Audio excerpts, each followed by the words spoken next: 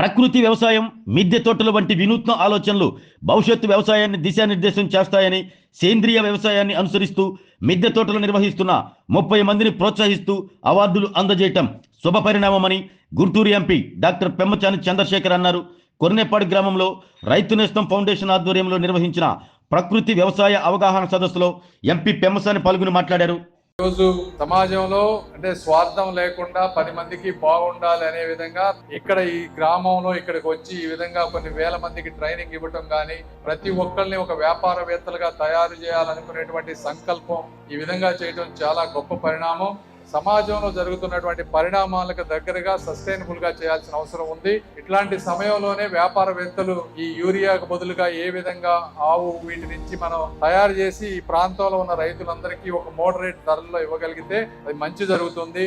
అదేవిధంగా మన ప్రాంతంలో అనేక మంది రైతులు వ్యవసాయం చేస్తా ఉన్నారు కానీ ఆదాయం రావడం లేదు. వాళ్ళందరికీ కూడా ఒకే పంట వేయకుండా మార్కెట్లు ఏ విధంగా మారుతున్నాయో చూసుకొని కంపెనీలు కొనుగోలుదారులతోటి టైఅప్ అయి కాంట్రాక్ట్ ఫార్మింగ్ చేయటం కానీ ఇలా రకరకాలవన్నీ చేసుకుంటా పోతే ప్రతి రైతుకి కూడా సరైన గౌరవం, వారికి కావాల్సినటువంటి రేటు వస్తుందని తెలియజేసుకుంటూ, ఇప్పుడు మన గ్రామాల్లో చూస్తే farmers producer organisations, self help groups ఎలా ఉన్నాయో ఎఫ్పిఓలు కూడా ఫామ్ అయితే వాళ్ళకి బార్గెనింగ్ చేసేటువంటి శక్తి ఉంటుంది. అదే విధంగా ఇన్ఫర్మేషన్ కూడా క్లియర్ గా ఉంటుంది.